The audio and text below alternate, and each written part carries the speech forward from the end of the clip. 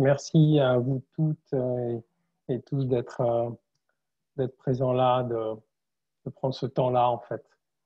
Et ce temps-là, quand je m'écoute moi, je suis certain qu'il va me faire du bien et j'espère, et c'est vraiment notre intention qu'il vous soit utile aussi, utile peut-être pour bien sûr vous enrichir.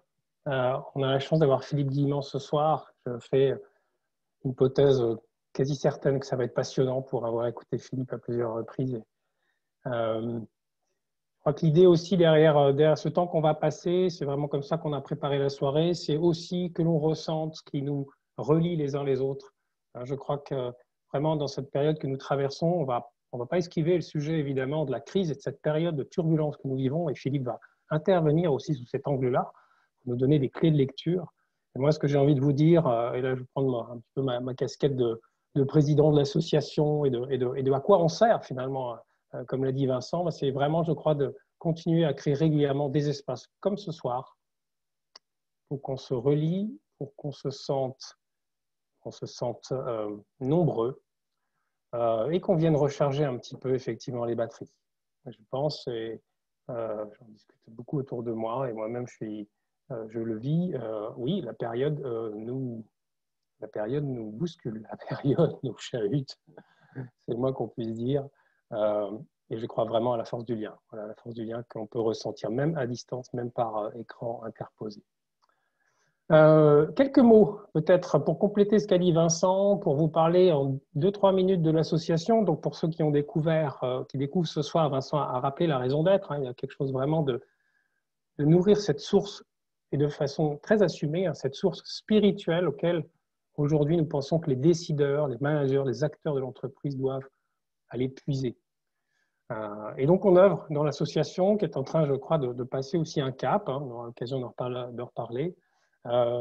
Mais notre idée, c'est effectivement d'être très actif, comme on l'a été un petit peu pendant le confinement, mais encore plus actif dans les mois qui viennent. Donc, très concrètement, d'autres webinaires comme ça d'ici la fin de l'année sur différents thèmes. Le prochain thème sera sur l'économie régénératrice. Autre date à noter dans votre agenda, vous recevrez de l'information, mais j'en parle, une deuxième retraite de leader qui aura lieu en Ardèche, donc qui est ouverte à tous. Et puis, le point important que je voulais vous partager aussi avant qu'on rentre dans le sujet, c'était du fait que nous allons prochainement aussi, en maintenant tous ces événements gratuits qui existent déjà, on va aussi proposer de devenir adhérent d'association, donc de cotiser à l'association pour aller financer d'autres types d'événements et de programmes. On en a parlé déjà dans le passé ensemble.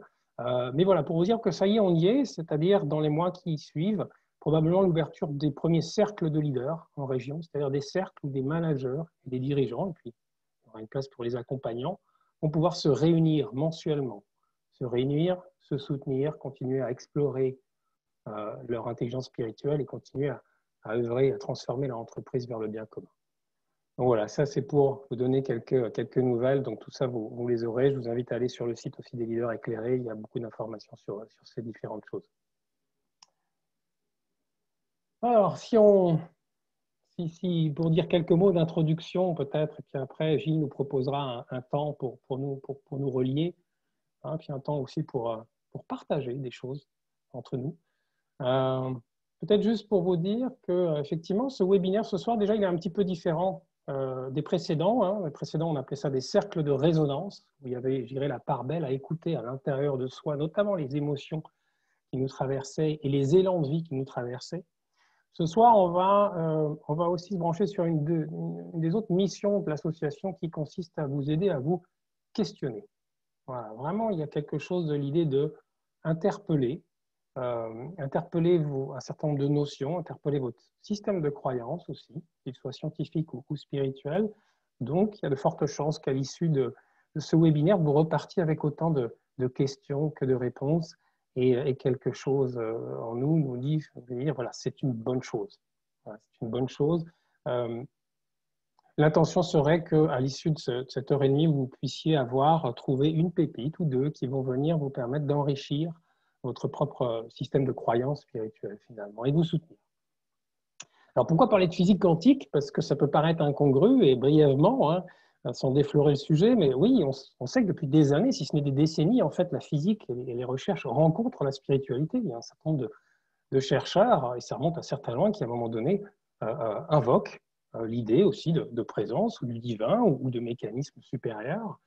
Et puis surtout, on s'aperçoit que la physique quantique notamment arrive aujourd'hui à en quelque sorte confirmer les intuitions ou les croyances d'un certain nombre de traditions de sagesse très anciennes. Et je vais vous donner un exemple qui moi, m'a particulièrement frappé quand j'ai découvert ce phénomène-là, c'est le phénomène d'intrication quantique, le fait que deux particules qui ont été en contact un jour l'une avec l'autre sont finalement liées pour toujours. C'est-à-dire que quand quelque chose arrive à l'une, l'autre, quelle que soit sa localisation ou sa situation, va être automatiquement informée par un processus que l'on n'explique pas. Alors, je ne vais pas rentrer trop là-dedans parce que ce n'est pas mon champ, mais simplement pour vous dire que ce phénomène-là d'intrication peut effectivement le relier avec une notion telle que l'interdépendance. C'est-à-dire le fait que finalement, quand je fais quelque chose à autrui, si je le dis simplement, c'est comme si je me faisais quelque chose à moi-même. Et le fait que aussi, nous sommes à un certain niveau tous reliés, tous connectés. Donc il y a vraiment, vous voyez, c'est juste un exemple pour vous dire à quel point finalement la physique quantique vient questionner un certain nombre de fondamentaux sur notre lecture du réel, et donc va à un moment donné questionner aussi, on va en parler avec Philippe aujourd'hui, la notion de temps, la notion de futur, la notion de présence, et donc de voir aussi du coup quel regard elle nous permet de porter sur cette crise que nous vivons aujourd'hui, quand on la place dans une perspective temporelle, dans une perspective un peu vaste. Alors pourquoi Philippe moi Philippe, j'ai envie que je te regarde là, j'ai envie de te dire que la première fois que je t'ai entendu, ça m'a fait un bien fou. Non seulement ça m'a passionné, c'était en plein confinement, on ne se connaissait pas, et enfin, moi je ne te connaissais pas, toi tu ne me connaissais pas non plus. Et en fait, non seulement c'était passionnant ce que tu nous avais apporté, je crois que ce que tu nous as apporté ce soir, mais en plus, ça m'a fait du bien de sentir que tu nous partages ta lecture de la crise. Ça m'a soutenu dans une perspective extrêmement énergisante et optimiste de ce qui est en train de se passer. Et puis la deuxième chose, c'est qu'on s'est retrouvés par le fruit du hasard, tous les deux dans un collectif d'auteurs sur la rédaction d'un livre. Et donc, quand j'ai vu que tu étais aussi dans cette aventure-là, je me suis dit que ça faisait beaucoup de signes et du coup, que assez naturellement, c'était vraiment opportun de t'inviter ce soir pour que tu partages tous tes travaux et ton cœur aussi auprès de notre communauté. Voilà. C'est quelques mots que je voulais dire en introduction. Gilles, je vais te laisser nous proposer quelque chose maintenant. Merci. Bonjour à toutes et à tous. Avant de commencer la partie qui va vraiment être dédiée au partage de Philippe Guillemont ce soir, j'ai envie de nous proposer et de nous inviter à faire communauté déjà. On avait beaucoup utilisé ces images-là précédemment, mais en tout cas pour ceux qui découvrent peut-être, juste de penser et d'imaginer que nous sommes rassemblés dans un grand cercle, qui peut être dans une magnifique salle ou en pleine nature. Et puis, je vais vous proposer de vraiment prendre un temps de centrage avec vous-même et de présence. Et pour ça, je vais vous proposer de prendre une position confortable. Prenez le temps de vous asseoir. Il n'y a pas de règle officielle sur la position confortable. Il faut juste que vous soyez bien assis. Pas trop érigé, pas trop avachi. Quelque chose qui soit confort pour vous. Et n'hésitez pas à utiliser le dossier de votre chaise. Et laissez poser vos mains, alors peut-être sous vos cuisses ou devant vous.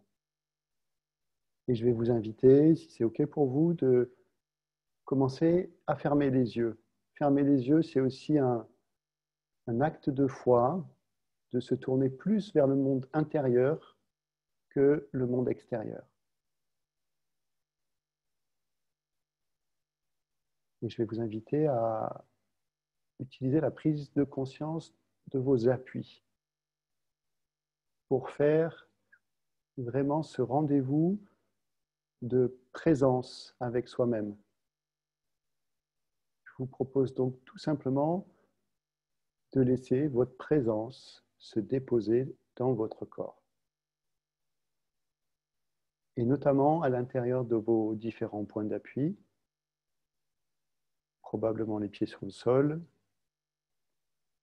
les fesses et les cuisses sur la chaise, le dos contre le dossier,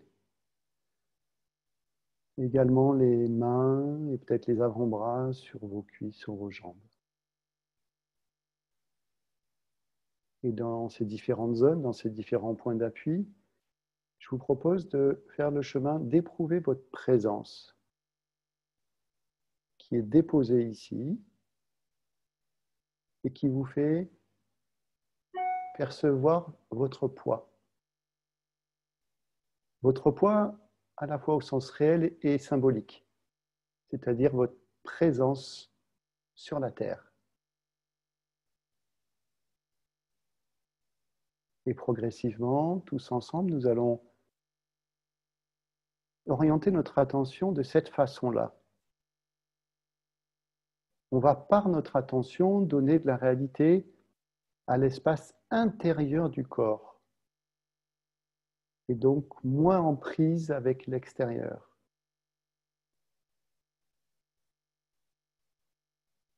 Et la prise de ces consciences, de ces appuis, c'est une façon de donner des points de repère perceptifs qui construisent petit à petit une vision et une perception de la globalité du corps. Votre corps sur cette chaise. Peut-être vous vous rendez compte que certains appuis sont plus faciles à percevoir que d'autres. Et c'est clair, ça prend un petit peu de temps pour que votre présence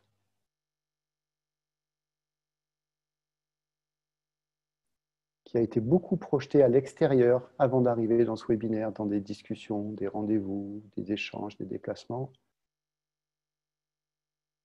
fasse un mouvement de réintégration de votre corps.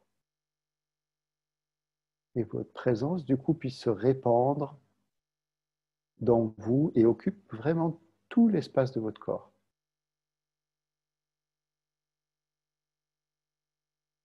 Et ceci, c'est vraiment la deuxième étape. Après avoir éprouvé les différents points d'appui, c'est de vous laisser habiter. Occuper activement le volume interne de votre corps, comme s'il y avait une dilatation de vous-même. Vous pouvez imaginer à ce moment-là, comme un sachet de thé dans l'eau chaude, de voir la couleur qui se répand. Et comme si votre présence à vous-même s'imprègne dans la totalité du volume interne de votre corps. Ça peut être le thorax, le bassin, mais aussi les membres, les bras, les avant-bras, les épaules, les jambes, l'intérieur de la tête. Et vous pouvez en profiter pour déposer les éventuelles contractions musculaires, peut-être les mâchoires, et les laisser simplement se dissoudre et se relâcher.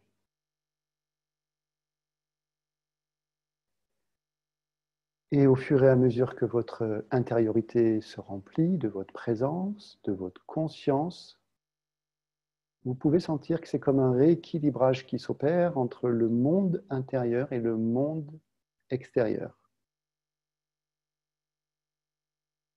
Et depuis cette nouvelle perception de votre intériorité corporelle, habitée, présente,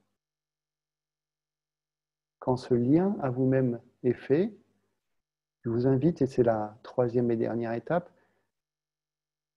à vous mettre en lien petit à petit, à votre rythme, avec les 160 personnes qui sont présentes là, que vous les voyez ou non,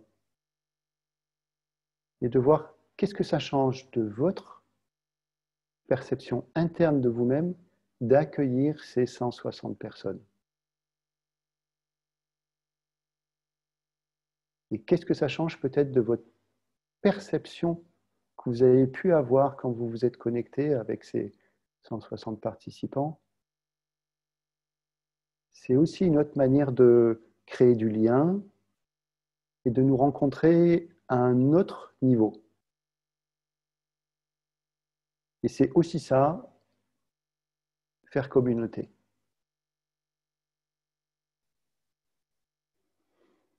Doucement, à votre rythme, je vais vous inviter à réouvrir les yeux en essayant de garder aussi vivant que possible le lien intérieur à vous-même et d'écouter les interventions de Philippe à partir de cet endroit de présence.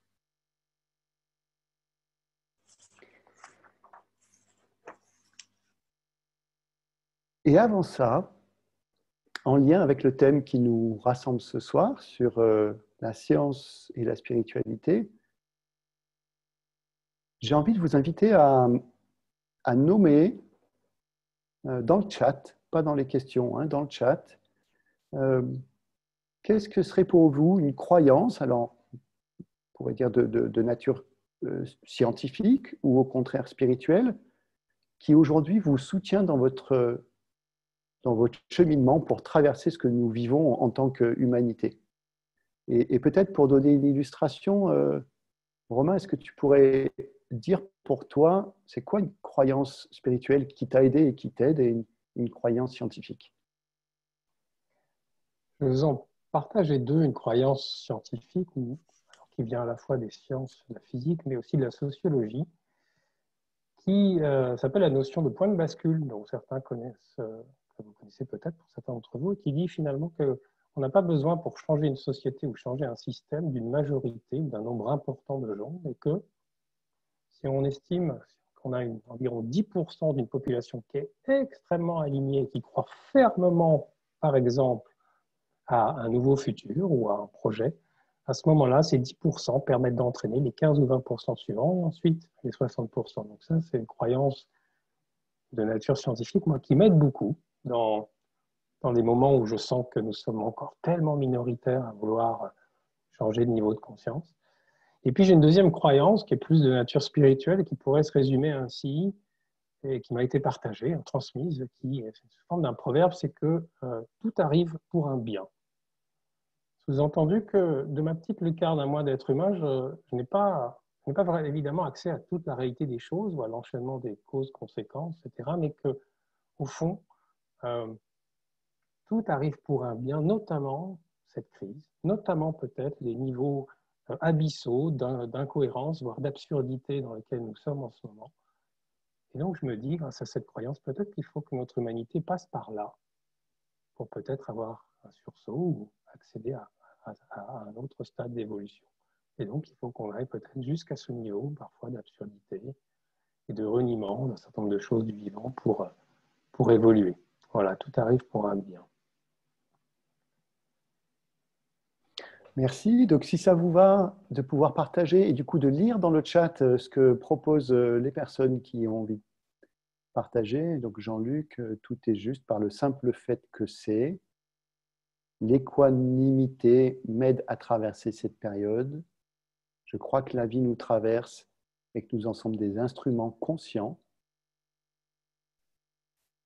L'élan complexificateur du vivant pousse une espèce à être à la fois suffisamment intelligente dans sa maîtrise de la matière et de l'énergie, conquérante et suffisamment inconsciente pour brûler sa planète afin d'aller ensemencer la vie sur d'autres cailloux du cosmos. Ok. On ne va pas avoir le temps de tout lire, mais vraiment, je vous invite à prendre conscience. Et puis, merci pour vos partages. Je vois que ça... Philippe, je t'invite aussi peut-être à lire la non-dualité. Tout est juste et parfait, tout a un sens, tout est juste. Confiance gagnée et connexion à plus haut que moi. Jésus, le plan de l'univers sera parfait. Le chemin bouddhiste. Et merci pour vos diversités aussi. La réalité est bien plus féconde que l'illusion. La notion de recherche d'équilibre. La vie nous propose un champ des possibles exponentiel. Un avec ce qui est. Waouh, ça continue à arriver, donc je ne vais pas arriver à suivre, mais merci de jouer le jeu de cet exercice. Moi, ça me fait dresser les poils. Le monde est fractal. On va essayer de trouver un moyen si c'est possible, de récupérer ces informations et de vous les partager Vincent, je pense. Vincent dit oui avec la tête. Ouais, Donc, on est à super. 52 nouveaux messages, donc j'arrive pas à suivre, ça va trop vite. Résilience et résurgence. Le pouvoir créateur de l'esprit sur la matière. Le futur n'existe pas. Philippe, je crois que je vais te passer la parole. Euh, merci vraiment de vos partages. Vincent, tu confirmes qu'on pourra capturer ça et le partager? Oui, oui. Je Ok, confirme qu'on pourra le capturer. Après, il faudra s'aligner sur les modalités de diffusion. On va y ok, réfléchir. ok, merci.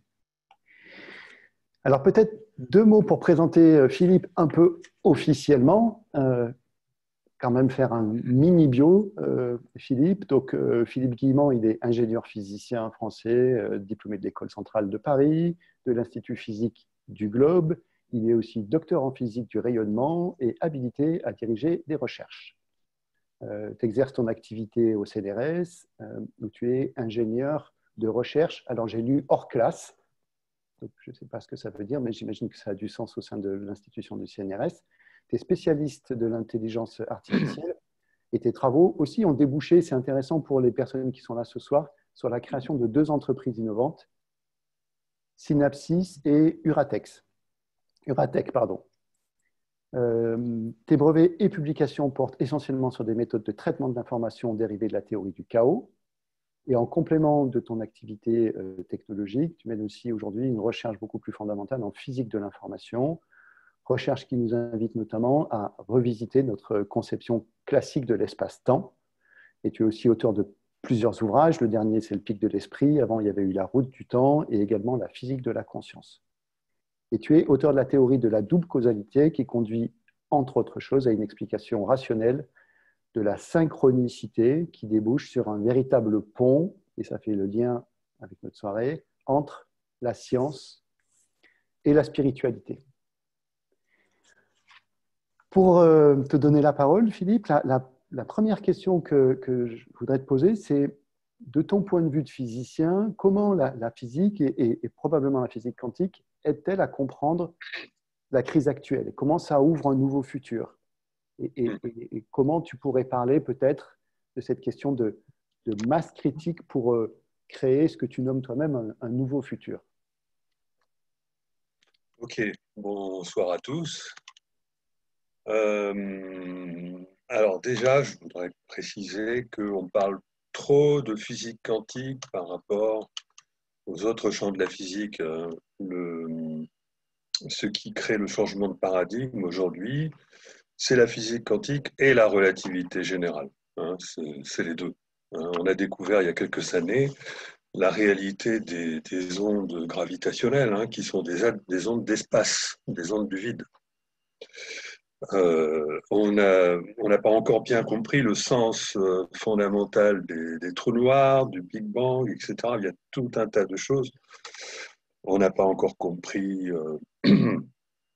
bien compris, donc que tout est vibration, en fait, à l'origine. Enfin, c'est-à-dire qu'en fait, on arrive à travers la théorie des cordes, mais aussi d'autres théories, à montrer qu'on peut réduire la matière à des vibrations de l'espace. Bon, bah, enfin, je ne vais pas aller trop loin. C'est la convergence entre la mécanique quantique et la relativité qui sont aujourd'hui des théories complètement incompatibles, mais c'est le fait de faire converger. Alors, on n'arrive pas à les faire converger mathématiquement, mais bon, c'est le fait de les faire converger à travers ce que j'appelle la physique de l'information, parce que l'information, c'est quelque chose de fondamental, qui amène donc à revoir complètement notre vision du monde et qui ouvre à la spiritualité. Donc voilà, c'était pour dire physique quantique et relativité, les deux étant incompatibles. Si on veut les rendre compatibles, on peut le faire intuitivement ou du point de vue de la physique de l'information. Moi, je vais essayer de vous le faire intuitivement ce soir, métaphoriquement. Et c'est ça qui ouvre à la spiritualité. Alors, la théorie de la relativité, elle propose un modèle simpliste de l'espace-temps qui est quand même le meilleur modèle à ce jour. Hein. Tout comme la mécanique quantique n'a jamais été contredite par l'expérience, la relativité non plus, et on n'a aucune raison de contester l'univers bloc et par conséquent le fait que notre futur soit déjà réalisé. D'accord? C'est absolument incontestable parce que si on veut rétablir le temps ordinaire en considérant que notre futur n'existe pas encore et se crée dans le présent, on aboutit à des problèmes insurmontables. Et pour les résoudre, on va chercher des cuisines infiniment plus compliquées. Et donc, je pars de cette théorie et simplement, j'essaie de la rendre compatible avec la mécanique quantique parce qu'elle ne l'est pas, hein, en proposant, en disant que cet espace-temps, il est flexible. Alors, un univers bloc flexible, c'est quoi? C'est un univers bloc qui, au lieu de rigidifier toutes nos lignes de temps, c'est-à-dire que dans un univers bloc où notre futur est déjà réalisé, nous avons une ligne de temps jusqu'à la fin de notre vie avec tout qui est déjà parfaitement déterminé. Hein. Et je ne nie pas ça en plus. Simplement, je dis que donc, tout se passe comme si nous étions dans notre vie guidés par un tunnel invisible qui oriente nos pas, voilà, notre vie. Mais ce tunnel invisible, en fait, il bouge. Il est réel. Il est en permanence réel. Nous avons en permanence un destin parfaitement tracé. C'est ce que dit l'univers bloc. Hein. Donc ça, c'est hyper scientifique.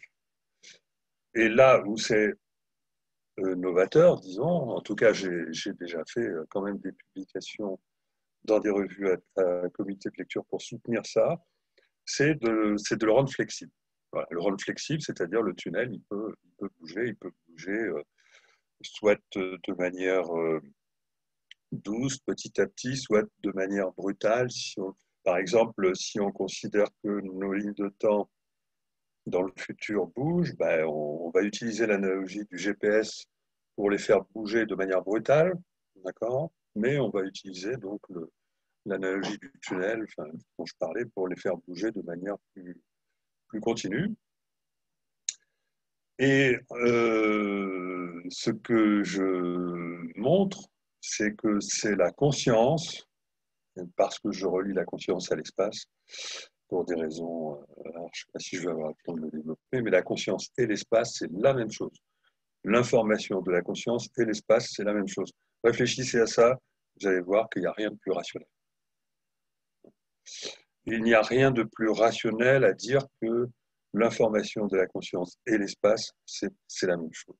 Et la physique nous invite à le penser à travers tous les bugs de l'espace, dont l'intrication, dont les trous noirs, dont les vibrations de l'espace, dont etc. L'espace n'est pas de l'espace.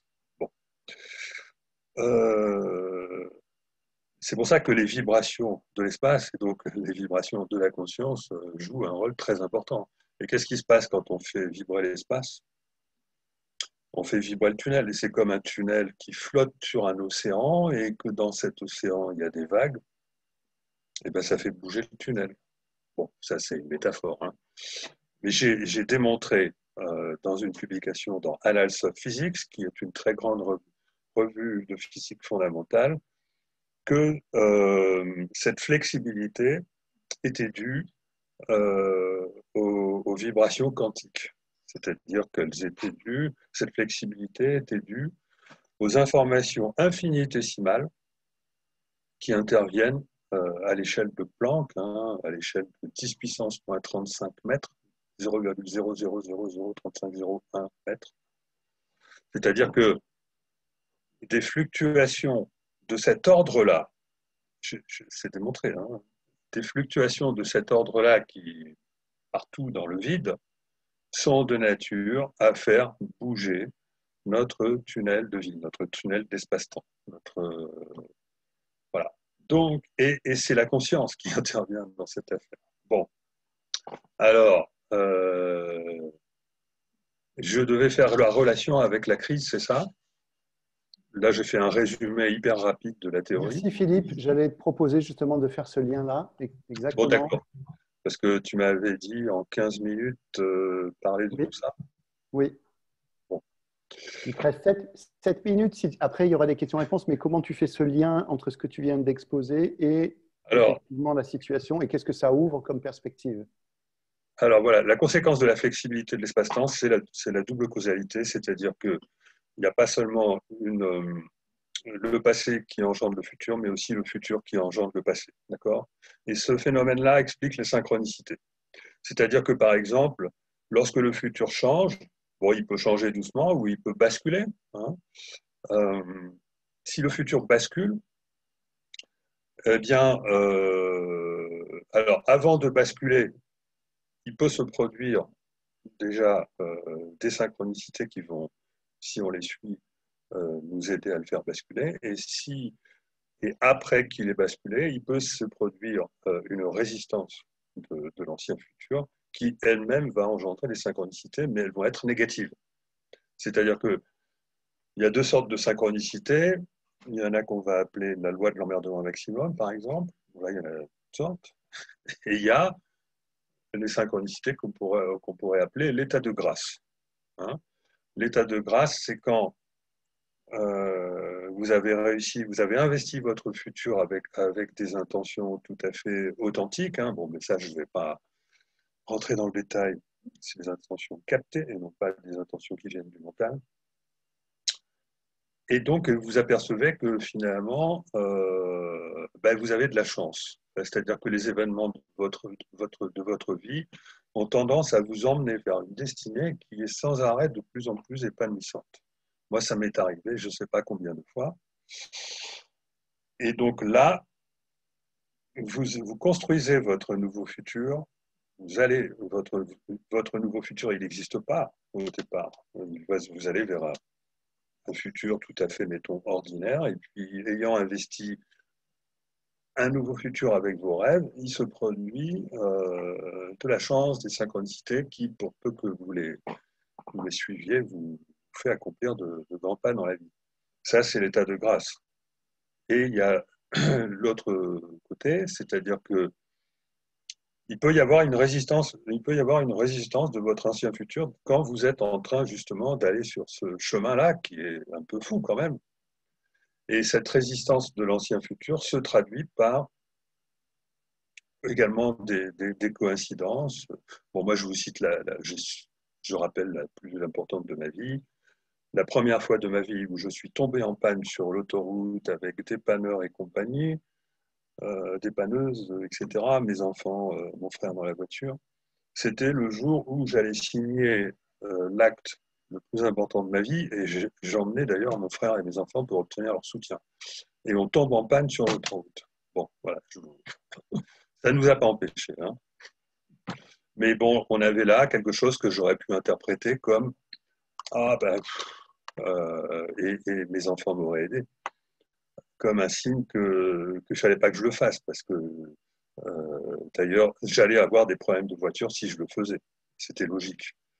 Mais je ne rentre pas dans le détail. D'une manière plus générale, et ça c'est dans mon métier d'innovateur, enfin d'ingénieur qui a créé des startups, où on a souvent besoin de faire des démos. C'est lorsque on doit, le jour où on doit présenter la démo au client et éventuellement signer un contrat, que la démo ne marche pas. C'est-à-dire, il y a comme une sorte de loi d'emmerdement maximum qui fait que c'est lorsque on est à un tournant qu'on va aller on va changer notre futur, parce que si on signe ou pas un contrat, ça va le changer, ça ne sera pas le même. L'ancien futur résiste et paf, bon, heureusement, les industriels connaissent bien cet effet et en général, ça se passe bien.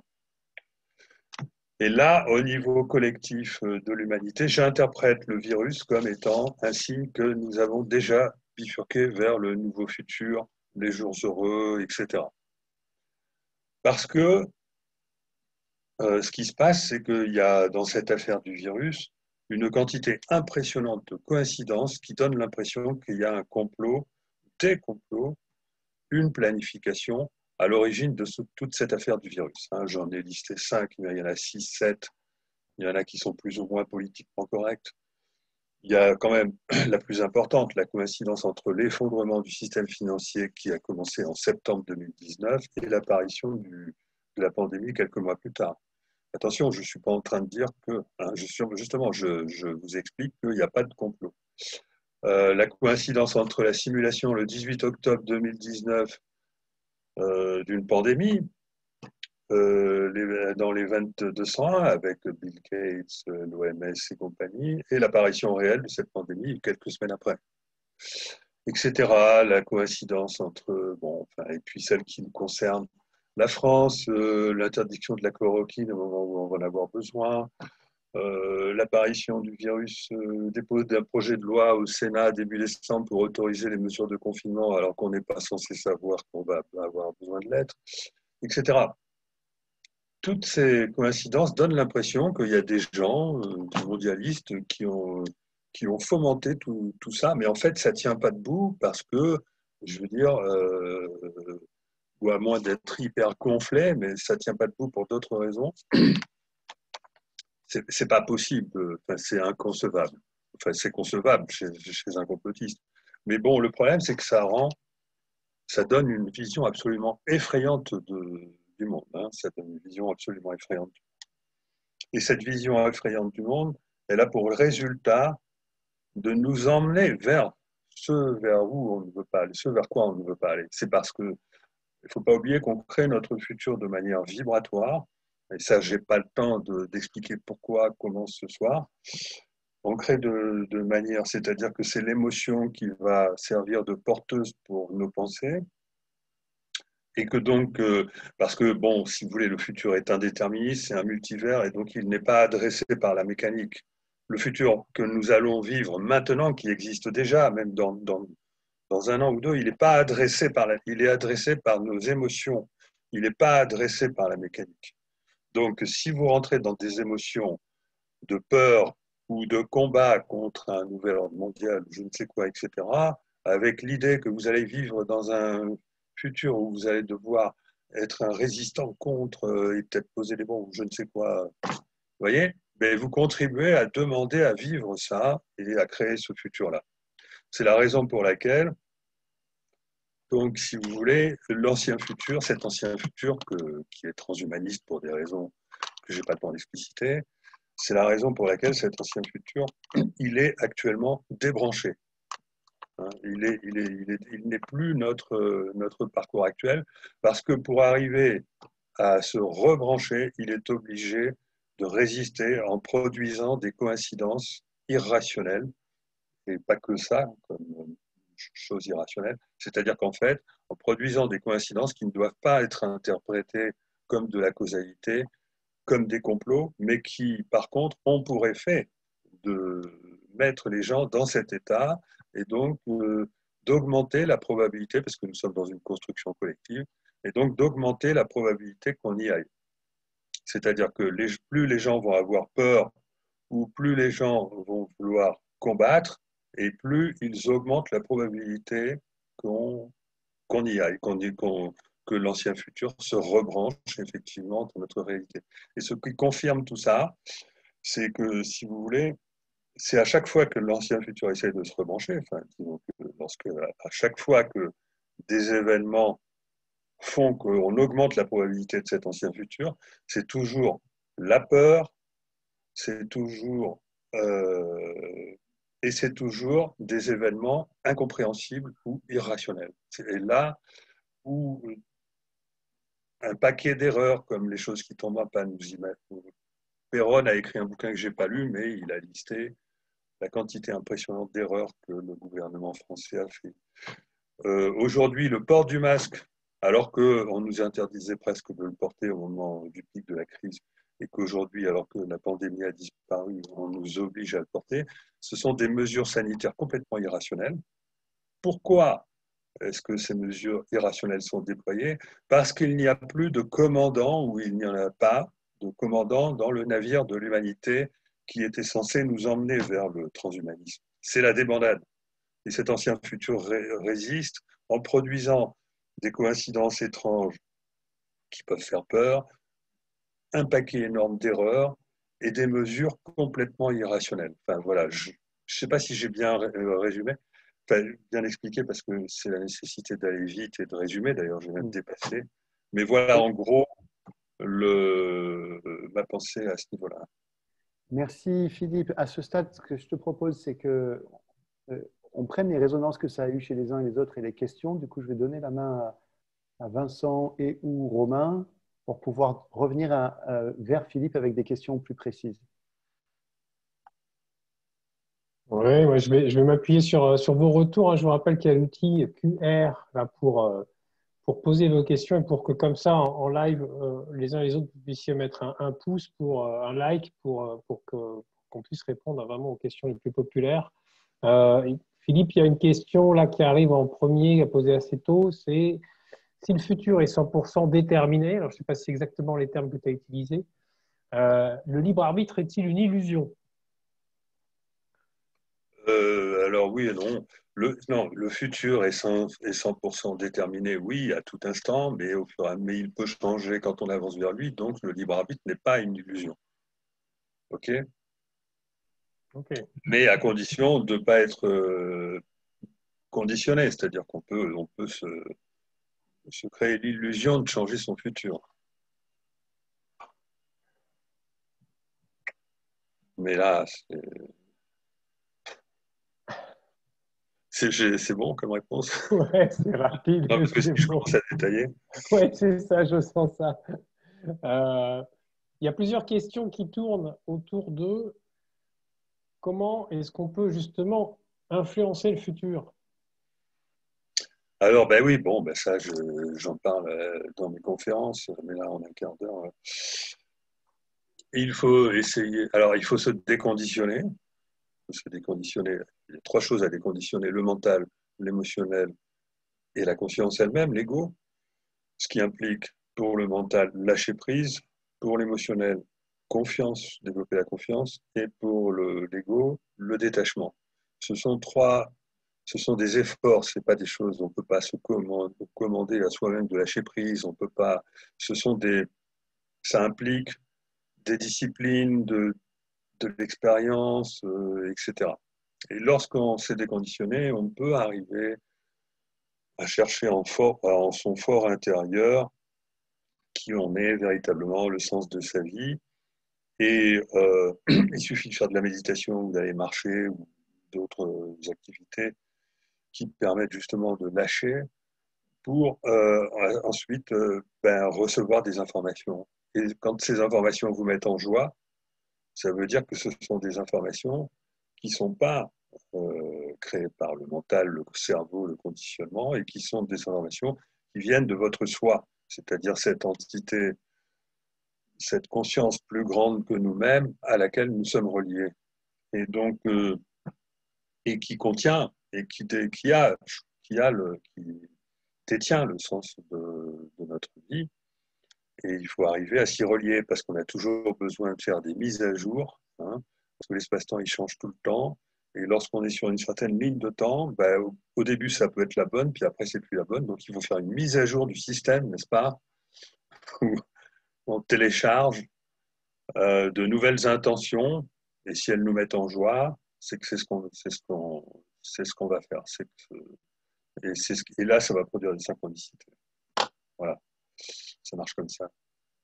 Et ça marche très bien. J'ai répondu. Ah ouais, je crois. Vincent, Donc tu les avais une intentions, question? il faut les capter. C'est pas comme le New Age qui dit vous voulez devenir riche, pensez à devenir riche, puis vous allez devenir riche. Non. Vous voyez, Non. le New Age, c'est vraiment de la bouillie, quoi. On est à l'inverse, on est aux antipodes. Là, on a un modèle, je veux dire, il est déjà partiellement publié. La physique de la conscience a un modèle scientifique et on n'est pas dans du... Bon, alors, bien entendu, il y a comment dire, on dépasse les frontières de la physique actuelle, mais on est sur quelque chose de rationnel et je dirais même plus, de beaucoup plus rationnel que tous les systèmes de pensée et théories et modèles actuels, qui sont faux. Dans un cadre matérialiste, tout est faussé. Tu n'as pas compris comment fonctionne la réalité, on ne risque pas d'interpréter correctement les trous noirs, les vibrations de l'espace-temps, etc. Merci Philippe. Je vois que dans les questions-réponses, il y a une question qui a récolté pas mal de likes concernant justement l'intention captée. Oui, voilà, ça c'est important. Voilà, est-ce que tu pourrais développer ça? Qu'est-ce qu'une intention captée versus intention qui vient du mental? Voilà, ça c'est la question d'Isabelle. Lorsqu'on s'est déconditionné, d'accord, ce qui est un travail sur soi, et que on, on utilise, enfin, moi je veux faire de la randonnée, etc. Le cerveau reçoit des informations. Si elles vous mettent en joie, il faut creuser ça. C'est-à-dire que on peut ne pas en développer une intention. Mais bon, moi, j'ai peut-être un peu trop. Je relis toujours. Oui, alors il faut, avant de faire ça, définir une problématique et même la mettre par écrit. Faire éventuellement le bilan de sa vie, pourquoi pas. Poser une question, tout comme on pose des questions, par exemple, au Yiking. Tout ce qui est Yiking, système de tirage, même de cartes, de n'importe quoi, tarot, tout ce que vous voulez, c'est justifié par l'influence du futur sur le présent. C'est pas irrationnel, c'est complètement rationnel. À partir du moment où on accepte le fait que la conscience a un impact sur nos lignes de temps futures. C'est rationnel. Et donc, ça consiste à exploiter cette espèce de boucle de rétroaction entre le présent et le futur, ou entre le futur et le futur, entre le futur et le futur proche, pour justement voilà, récolter ces informations qui nous permettent de devenir petit à petit, de devenir soi et de comprendre que on n'a aucun intérêt à planifier quoi que ce soit. Le plan de vie ne nous appartient pas.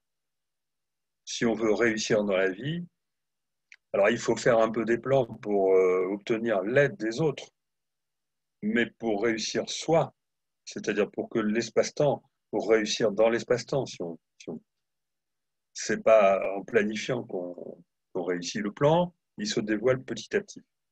C'est important d'en avoir un parce qu'il va aider à formaliser l'intention, il va aider à convaincre les autres et à obtenir du soutien des autres.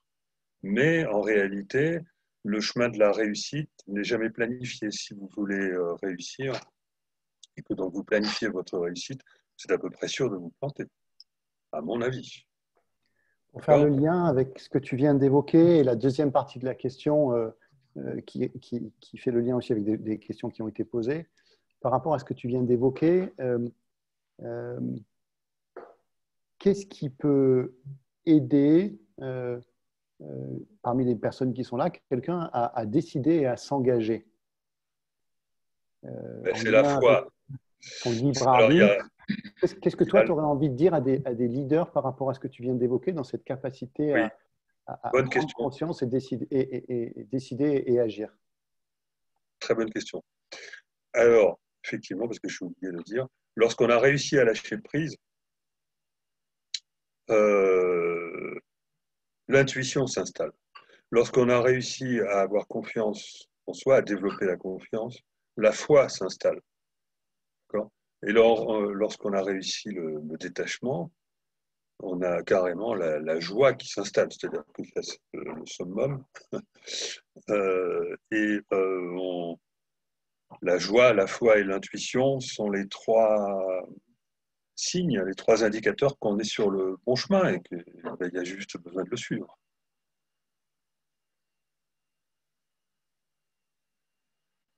La présence de la joie, de la foi et de l'intuition vont faire qu'on va systématiquement, tout le temps, prendre le bon chemin. Et la foi va nous orienter, l'intuition va nous orienter également. Et le problème, il est qu'en général, on a du mal à trouver ces états. On a du mal à se retrouver dans ce genre d'état. Moi, j'ai du mal à avoir confiance. Par contre, j'ai plus de facilité à faire venir les intuitions. Après, quand on commence à sentir qu'on est sur le chemin, les autres facultés, les autres indicateurs vont s'allumer. Tu peux nous partager, j'ai envie de dire simplement voilà, aussi avec ton cœur, comment tu fais toi ça? Et Comment moi, tu prends? d'abord, c'est le résultat d'une pratique que j'avais absolument pas théorisée et qui vient du fait que j'ai eu une vie professionnelle aventureuse, on va dire, hein, dès le départ, dès ma sortie de centrale. Tout ce que j'ai fait n'était pas prévu. Et ça vient du fait que je suis arrivé, j'ai commencé ma carrière au moment de l'explosion de la microélectronique et de la micro-informatique, et que donc il y avait tout à faire et il fallait tout inventer. Donc bon, c'était assez passionnant et ça m'a mis dans plusieurs aventures. Et c'est là que je me suis aperçu par l'expérience que en fait, quand on réussit quelque chose, enfin, on réussit par la foi presque plus que. Enfin, il faut les deux. Bien sûr qu'il faut bosser énormément, le mental, pour que le logiciel il marche, etc., etc. Mais vous pouvez avoir un logiciel, vous avez bossé pendant des mois dessus, et puis ça déconne, vous n'arrivez pas à trouver sur la solution, vous êtes prêt à abandonner, et c'est au moment où vous allez abandonner que vous lâchez prise, que paf, le hasard va vous mettre sur la solution, et là ça devient génial. Ou alors c'est le hasard des rencontres. Alors là, je vous parle du hasard des rencontres avec son ordinateur où euh, le truc se débug tout seul, mais c'est aussi le hasard des rencontres avec des gens qui vont faire que ce que vous avez développé, par exemple, vous n'allez pas du tout l'utiliser pour ce que vous aviez prévu.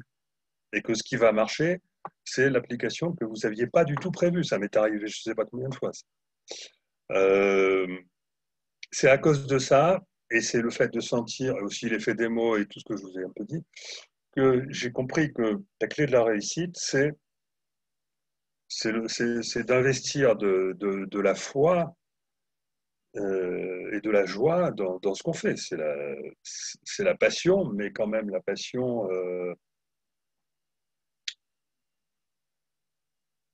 Bon, je me suis un peu perdu là. J'aime pas le mot passion, mais disons que voilà, on construit son futur. Il y a des raisons tout à fait scientifiques de penser qu'on construit son futur par les vibrations de notre conscience. Les vibrations. Vous savez qu'un signal, des vibrations, c'est comme un signal, d'accord?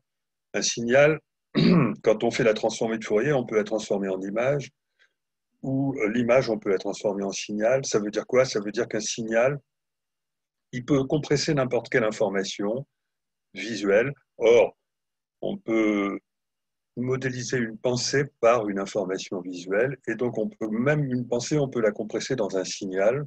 Et un signal, c'est un ensemble de vibrations. Et donc, c'est la porteuse d'une pensée. Et c'est ça qui va agir. D'accord? Parce que ça va être présent partout dans l'espace-temps. Et ça va rencontrer la branche du multivers qui correspond à la même vibration. Ça va activer, on est dans quelque chose. Les ingénieurs comprennent bien ça, surtout les électroniciens. Si on envoie partout une vibration d'un certain type et qu'il y a telle vibration qui existe réellement dans telle branche du multivers, c'est elle qui va être activée par résonance. D'accord? Voilà, ça marche comme ça. Parce que ce n'est pas la mécanique qui détermine le cours des événements, sauf à court terme, c'est la conscience. Parce que la conscience, c'est l'espace. Je sais que je vais trop vite là et que j'oublie de dire plein de choses qui pourraient aider à récupérer le bon fil du raisonnement. Donc tout ça, je l'ai en partie écrit, je vais le réécrire dans un autre bouquin. Qu'est-ce que j'ai oublié de dire? Oui, parce que bon, le modèle de la conscience que je propose, il rajoute 6 dimensions supplémentaires à l'espace-temps. J'ai démontré de manière tout à fait rationnelle qu'il était nécessaire de rajouter 6 dimensions à l'espace-temps. Les 3 premières pour gérer les choix dans l'épaisseur de la conscience. Alors, il faudrait que j'explique ce que c'est que l'épaisseur de la conscience. L'épaisseur de la conscience, c'est le fait que, si vous voulez, vu que notre futur est déjà réalisé, On n'a pas un front du temps là qui avance et qui serait produit par notre cerveau qui créerait la conscience. Non, c'est pas comme ça que ça marche. La conscience, elle est devant. Il n'y a pas de front du temps. Il existe une épaisseur de la conscience. La conscience fait les choix dans cette épaisseur-là. Une fois que ces choix sont faits, il y a des cohérences. C'est le cerveau, il vient après la conscience. Dans les expériences de l'IB où on enregistre des patients à qui on demande de faire des choix en conscience, eh bien, on leur met, on étudie leur EEG, électroencéphalogramme, etc. Et on regarde au niveau des signaux comment ça se passe. C'est le cerveau qui manifeste en premier un choix et la conscience, elle est en retard. On en déduit qu'on n'a pas de libre arbitre, alors que c'est exactement le contraire. Parce qu'on en déduit qu'on n'a pas de libre arbitre, parce qu'on pense que la conscience est le produit du cerveau, alors que la conscience n'est pas le produit du cerveau. La conscience, c'est l'information qui est dans l'épaisseur de temps, dans une épaisseur de temps, et on avance vers le futur, ou alors on dit le futur vient vers nous, d'accord? Et le cerveau, il arrive derrière, après, d'accord? Donc on a un libre arbitre. Les expériences de Libet démontrent qu'on a un libre arbitre. Et donc là, j'ai un peu perdu le fil. Je disais, oui, les 6 dimensions supplémentaires, il y en a 3 qui servent à faire les choix dans l'épaisseur de la conscience. Et il y en a 3 qui servent à faire les choix de destination de notre ligne de temps. D'accord? Alors ça, c'est mon analyse du billard, mes calculs de billard hyper complexes hein, que j'ai réussi à faire, qui démontrent ça. D'un autre côté, on a une théorie qu'on ne sait pas interpréter depuis des décennies, c'est la théorie des cordes, qui aujourd'hui est même cautionnée par le modèle holographique de l'univers, le plus grand physicien de la planète, Juan Maltakena, qui rajoute également 6 dimensions à l'espace-temps, sauf que l'on ne sait pas les interpréter en théorie des cordes. Par contre, on sait que ce sont des informations matière, hein, puisque ce sont des dimensions qui correspondent aux états de la matière. On sait qu'elles sont vibratoires. On sait que ce sont des dimensions vibratoires et elles se décomposent en 2 parties de 3 dimensions chacune, là aussi. Donc moi, ce qui me manque à mon billard pour réfléchir, c'est de savoir comment est-ce qu'on fait les choix. Mon billard ne me le dit pas. Ben, la théorie des cordes vous le dit. C'est pour ça que l'une des interprétations de la théorie des cordes, c'est encore un multivers.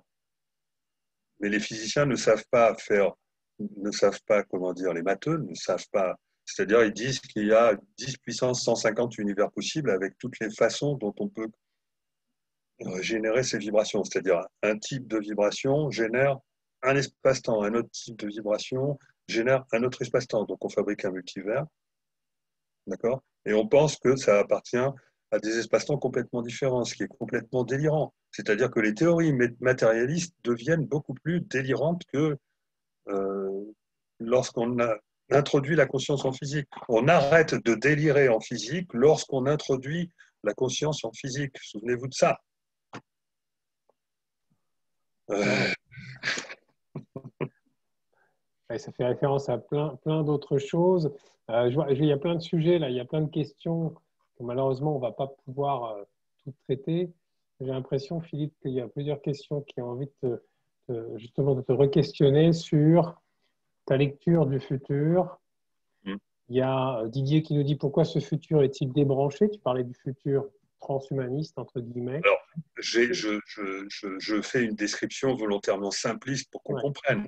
Bien évidemment que c'est forcément compliqué, plus compliqué, mais il faut toujours faire des descriptions simples pour qu'on comprenne. Il ne faut pas non plus tomber dans... Ah, mais qu'est-ce qui, toi, te permet de nourrir ça? Parce que c'est ce que je ressens un peu dans les questions. Qu'est-ce qui, toi, te permet de nourrir ta vision optimiste, en fait? Ce qui permet de nourrir ma vision optimiste, c'est qu'à l'heure actuelle, ce qui veut nous emmener vers le transhumanisme, pourquoi le transhumanisme? Parce que la vaccination massive va conduire à nous mettre une puce, je ne sais pas où, mais en tout cas à l'intérieur du corps, parce que sinon, on ne pourra pas vivre. Enfin, parce qu'on ne va pas avoir un flic qui va vous demander votre passeport vaccinal à chaque borne qu'on passe quand on rentre dans un restaurant, et tout ça sera automatisé. Donc, le contrôle de la vaccination va introduire la puce sous-cutanée ou je ne sais quoi. qui intéresse énormément les banquiers de manière à récupérer le contrôle de tout ça, avec la suppression de l'argent liquide qui est prévue depuis belle lurette, et qui intéresse énormément le grand marché des objets connectés, immense marché, mais alors des milliards de dollars comme vous ne pouvez pas imaginer. Un immense marché qui ne pourra pas marcher si on n'est pas chacun doté d'une identification numérique corporelle, j'arrête pas de le dire. On ne peut pas faire marcher le marché des objets connectés si on n'a pas une identification numérique corporelle, parce que ce seront les... On ne va pas mettre un flic dans chaque objet connecté pour savoir qui on est. Enfin, bon, on aura besoin que les services rendus soient rendus à une personne parfaitement bien identifiée. Sinon, après, ça va poser des problèmes de sécurité.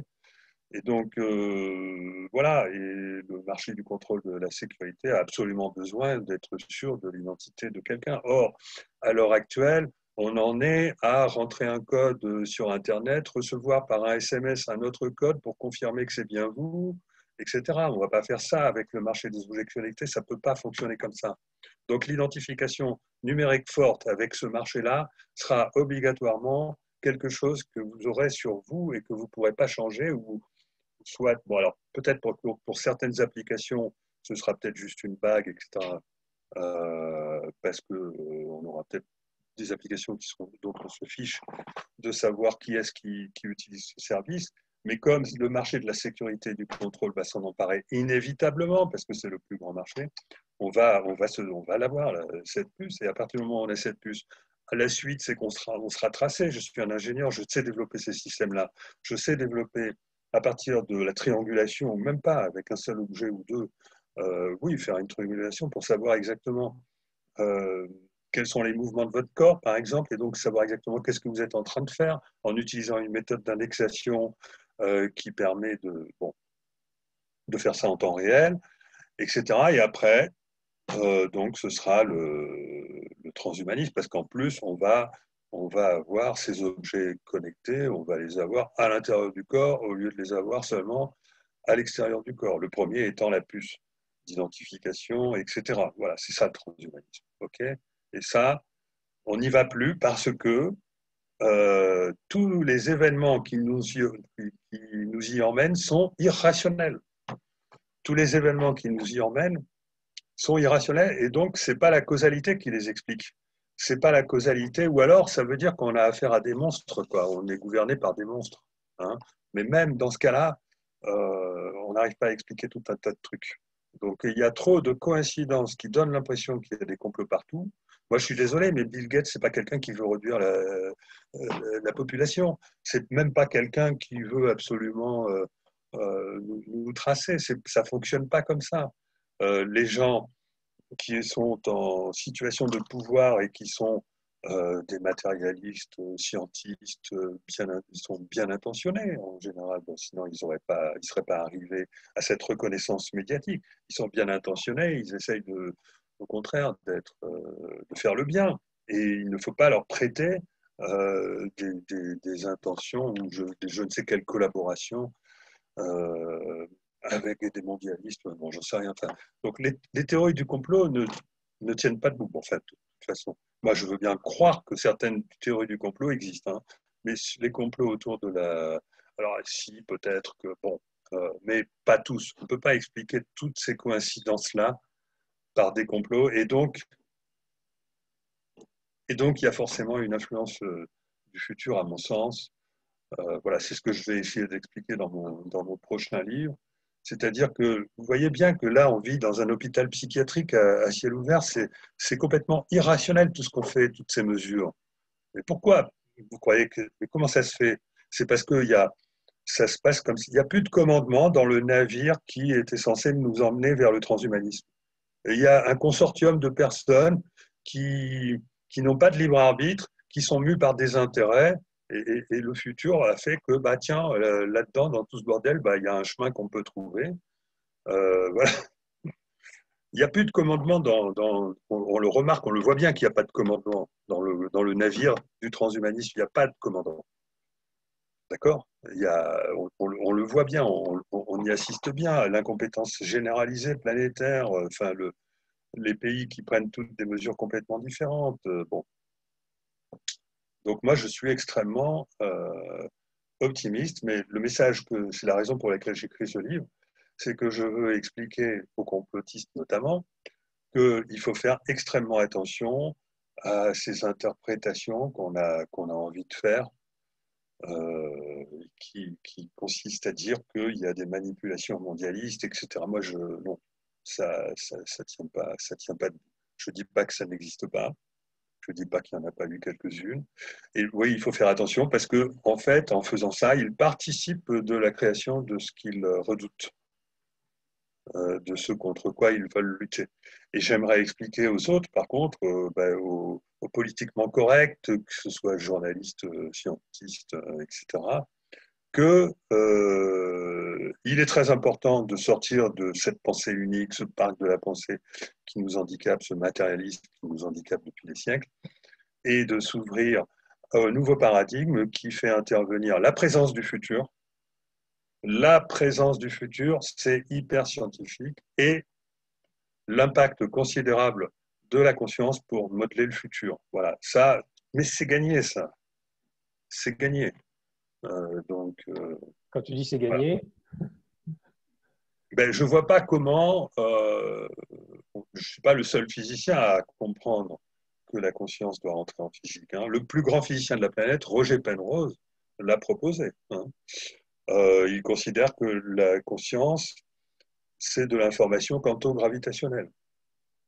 Dans sa théorie, dans son modèle OR, Orchestrated Objective Reduction, pour expliquer que la conscience réduit les états quantiques dans le cerveau. Et il y a de plus en plus de physiciens qui ont compris que l'information de la conscience, c'était l'information quantique. Ça ne veut pas dire que l'information quantique, c'est la conscience, mais que l'information par laquelle la conscience, l'information de la conscience consciente, on va dire en tout cas, c'est l'information quantique. Parce que la conscience a cette propriété de pouvoir percevoir simultanément plusieurs réalités. C'est ce qui lui apporte un libre arbitre potentiel, pour peu qu'elle ne soit pas conditionnée par le cerveau. C'est le cerveau, à la différence de la conscience, qui crée une seule réalité. La conscience, elle est, si vous voulez, du fait de son épaisseur de temps. La conscience transforme le temps en espace. D'accord ?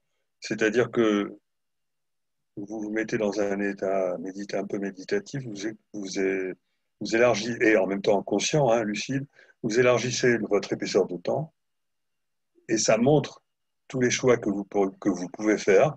D'ailleurs, ça met en joie. Hein. Et ça veut dire que là, la conscience vient de transformer le temps en espace. C'est-à-dire que la carte du temps des possibles devient une carte géographique. Elle a cette propriété-là. Et ça, c'est purement une d'ontologie quantique. C'est une propriété quantique. Et ça, je le sais parce que, en recoupant les informations qui viennent notamment des expérienceurs de mort imminente, par exemple, je ne sais pas, tous sont une très grande quantité de personnes qui vivent ça, témoignent, vivent des situations où elles voient un objet, par exemple, depuis partout à la fois, ou sous tous les angles à la fois, vision à 360 degrés. Bon, je vous balarde des informations là, un peu décousues parce que je sais qu'on n'a pas assez de temps. oui, Bon, mais c'est pour vous donner l'envie d'explorer, d'aller plus avant, de chercher les détails. Je m'excuse de ne pas avoir un discours hyper cohérent, mais disons que c'est soit ça et on englobe un champ large, et là, vous m'obligez à englober un champ large avec l'histoire du virus, soit je choisis un thème particulier, et là, j'essaye de creuser. Hein. écoute, on avait prévenu qu'il y aurait plus de questions peut-être que de réponses. Donc, merci d'ouvrir tous ces champs-là. Et toi, tu ne le vois pas, mais nous, on voit toutes les réactions et tous les messages qu'il y a, et notamment des messages, je dirais, de remerciement et d'optimisme par rapport à ce que tu partages. Peut-être une dernière question, moi, j'aurais envie de te poser par rapport à cette communauté-là qui t'écoute, et puis de manière générale, moi, si je retiens, une des choses que je retiens fortement, c'est le pouvoir de la conscience, finalement, pour faire advenir ce futur. qu'est-ce que tu aurais envie de nous dire par rapport à ça? C'est-à-dire, dire peut-être sur un plan collectif. Hein, il y a ce qu'on peut cultiver à titre individuel pour être à l'écoute notamment de ces synchronicités, mais qu'est-ce que tu aurais envie de dire là à nous en tant que communauté si on veut œuvrer en fait, si on veut aller vers un futur plus souhaitable auquel tu crois toi et est-ce que est-ce qu'il y a quelque chose que tu nous invites à cultiver, tu vois, à intégrer dans nos vies pour justement solliciter cette conscience et créer ce futur-là? Alors, comprendre que la conscience, elle se décline sous plusieurs aspects déjà, plusieurs couches. Il y a la conscience consciente et il y a l'inconscient. Le subconscient, je ne parle pas de l'inconscient physique hein, qui mémorise, par exemple. Enfin, non, je ne parle pas de la biologie, hein, je parle des informations immatérielles, hein, non matérielles, qui constituent la conscience. Il y a donc deux couches. Hein. La conscience et le subconscient. Mais ça, c'est valable aussi à l'échelle collective. Donc, nous avons une conscience collective et un inconscient collectif. La différence entre le conscient et l'inconscient, c'est que le conscient, il est hyper conditionné par le cerveau, la mécanique, le système. Donc, le cerveau de notre société, c'est notre conscience collective. Notre conscience collective, qu'est-ce qu'elle fait aujourd'hui? Elle diminue considérablement l'intelligence humaine, elle vraiment nous tire vers le bas considérablement avec tous les jugements à l'emporte-pièce. Vous savez, tout ce qu'on appelle ça des implants psychiques. Un tel, il est complotiste, il est d'extrême droite. Vous voyez bien qu'avec les médias aujourd'hui, si on veut dire un mot en désaccord, on se retrouve d'extrême droite ou complotiste, ou enfin bon, voilà, je ne vais pas vous sortir toute la liste. Hein. Bon, ben, vous voyez, ça c'est de la conscience collective, c'est le conditionnement de la conscience collective qui nous empêche d'avancer. Donc, de même que nous, pour avancer au niveau individuel, il faut sortir de nos propres conditionnements, de même pour avancer au niveau collectif, il faut sortir de tous ces jugements. Tous ces jugements, le jugement, c'est l'art de ne pas utiliser le cerveau. C'est pour éviter d'utiliser le cerveau. Hein. Donc, il faut sortir. Donc, nous sommes piégés par un conditionnement collectif qui se traduit par toutes ces accusations, tout cet art de juger les autres à la vitesse de la lumière dès qu'ils ne sont pas d'accord. Bon, déjà, faire un travail là-dessus, comprendre que les complotistes, ok, sont ridicules, enfin certains, parce que moi je suis un complotiste, je suis un complotiste. On me taxe aisément de complotiste, rien que parce que je suis, enfin voilà, parce que je parle de la conscience. Parce que les spiritualistes, de toute façon, sont rangés dans le rang des complotistes en général. Il ne faut pas grand-chose pour être complotiste. Je parle des vrais. Hein. On est tous complotistes ici, alors. Les non-complotistes sont ossignés, sont tout ossignés. Il faut bien comprendre que, moi je ne comprends pas, on donne une importance considérable à nos journalistes, mais comment est-ce qu'ils ont été formés? Voilà, donc déjà, arrêtez de regarder la télévision, arrêtez de faire confiance aux informations qui sont dans les médias et procéder à sa recherche personnelle. Ça, c'est pour arriver à ne plus être esclave des médias hein, qui font que ben, voilà, tout le monde porte le masque alors que c'est complètement irrationnel, par exemple. Maintenant, il y a le mental. Tout ce qu'on a appris à l'école de fondamental sur la nature de la réalité est faux. D'accord? Le darwinisme, c'est complètement faux. C'est démontré depuis très longtemps. Ça n'a de toute façon jamais.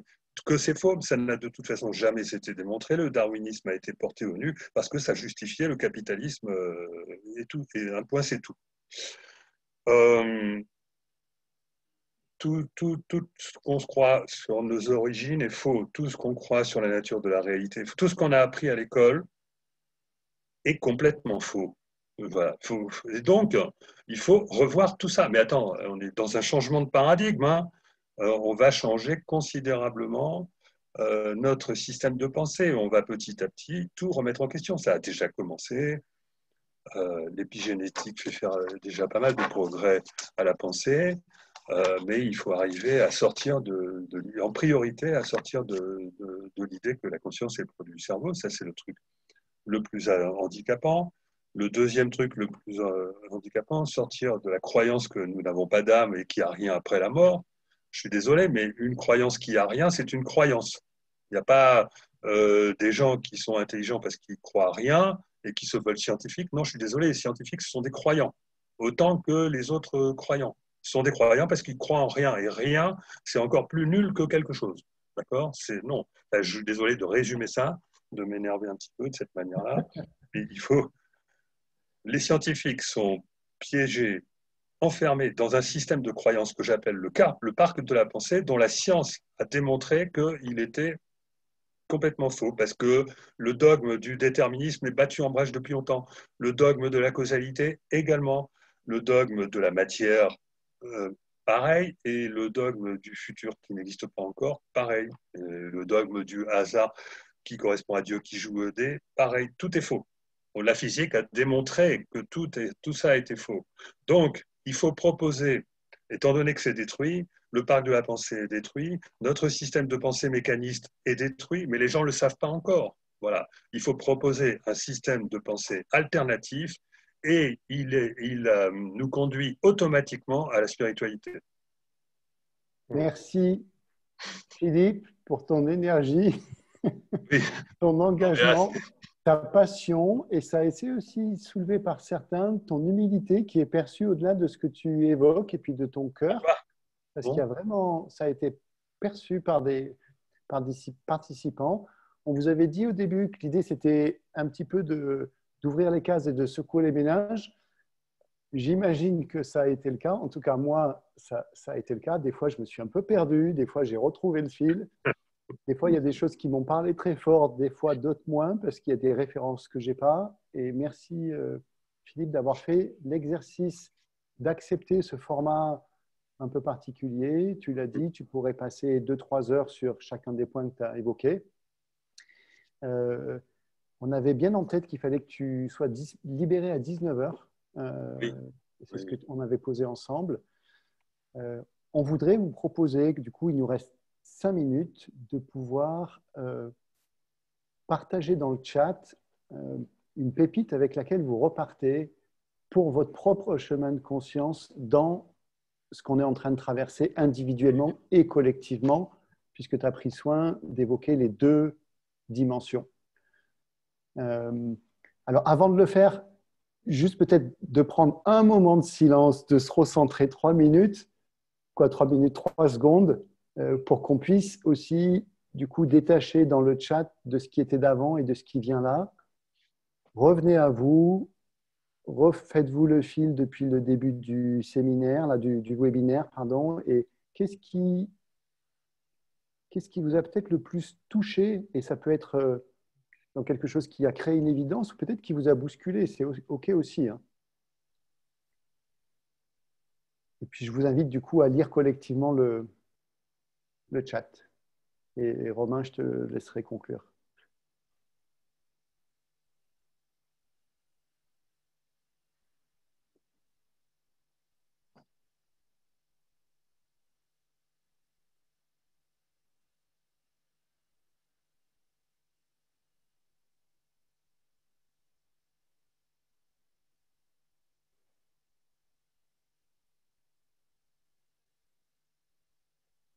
Ouais, beaucoup de choses. Ça va trop vite. Merci.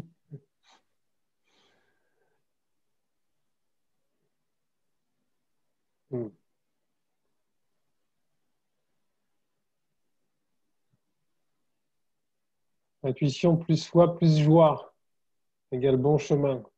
Belle synthèse. Ça revient, joie, intuition, foi.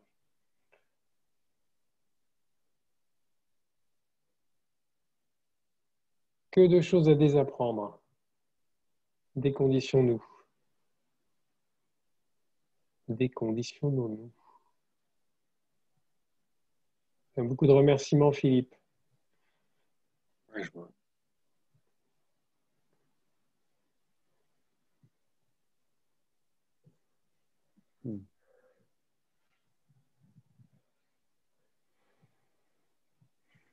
Super, merci pour vos contributions, merci pour votre présence ce soir. J'ai envie de te remercier, Philippe, à la fois pour tout ce que tu as ouvert comme porte pour aussi nous avoir déconstruit peut-être des choses. Et j'ai envie de me demander si avant de construire, il ne faut pas effectivement déconstruire beaucoup de choses qui nous empêchent de voir la réalité peut-être de façon plus simple, plus avec le cœur, plus avec l'intuition. Et de se laisser guider effectivement par la joie. Merci vraiment pour tout ton partage et pour avoir avec nous ouvert un espace un petit peu nouveau pour notre communauté, puisqu'on avait, voilà, on expérimente aussi grâce à vous tous. Donc, n'hésitez pas à mettre un petit mot aussi, voilà, si cette rencontre a été positive pour vous, si vous souhaitez voilà, encourager ce type de format à l'avenir aussi. Donc voilà, mille merci à tous. Quel chemin de conscience, moi j'ai envie de vous dire. Et Philippe, tu nous invites par la science encore à travailler. Encore, c'est comme si moi j'entendais aussi, la priorité c'est de travailler sur nous, déconstruire, déconditionner et renouer avec cette dimension qui est tout le temps là, cette dimension spirituelle qui est là, qui nous permet d'entendre ce qui est peut-être déjà là, puis d'entendre la joie quand elle est là. Et la plupart du temps, on a notre mental en fait, hein, notre mental qui se met en barrage pour, vous savez, cette image de le cœur qui est ouvert, l'âme qui est ouverte, mais ce mental, ce sacré mental fait de conditionnement, de peur aussi, qui nous empêche finalement d'être traversé. Qu'est-ce qui se passe si on l'ouvre, si on le met au service? Donc, j'ai envie de vous souhaiter à tous de continuer à bien déconstruire, à questionner voilà, toutes les peurs qui nous traversent. J'ai envie de rester aussi sur cette note, vraiment cette ambiance d'optimisme que tu as créée par tes propos. Peut-être que cultiver ce monde de demain auquel on a envie, c'est d'abord cultiver la joie en nous. Voilà. Et donc, un mille merci à vous tous. Rendez-vous très rapidement sur plein d'autres choses que je vous présentais tout à l'heure en introduction. Notez la date peut-être du 5 novembre, donc qui est la date du prochain webinaire, si je ne m'abuse. Donc, il sera avec une intervenante, une femme, qui a fait un travail depuis des années remarquable sur à quoi pourrait ressembler le nouveau modèle économique qui viendrait justement enfin quelque part remplacer le modèle hypercapitaliste qui nous emmène quelque part, on sait, dans le mur. Donc on parlera d'économie régénératrice, ce sera peut-être une grande découverte pour beaucoup d'entre vous. C'est quelque chose là aussi qui est, en ce qui me concerne, source d'un espoir dingue, c'est-à-dire de se dire que oui, il y a plein d'entreprises aujourd'hui et qu'il y a aujourd'hui des travaux internationaux qui montrent qu'il y a des alternatives systémiques pour créer une économie qui soit à la fois respectueuse des hommes et qui contribue à régénérer le vivant. Donc voilà, ça ouvre des champs assez extraordinaires aussi. Je vous donne rendez-vous donc le 5 novembre. Et puis voilà, continuons à œuvrer, les amis. Peut-être Vincent, je te vois, peut-être un petit mot. Non? Oh ben non, je ne te voyais pas. Voilà, on peut laisser le chat ouvert. Si vous voulez laisser un mot, hein, je crois aussi que exprimer la gratitude, ça fait partie des plus belles vibrations. On aurait pu parler des vibrations des émotions, de notre taux vibratoire. Je crois que la gratitude, elle nous permet de cultiver aussi cette belle facette de nous et de laisser venir ce monde-là auquel on aspire. Donc, merci à tous. Un grand merci encore, Philippe. J'ai hâte de se rencontrer en chair et en os.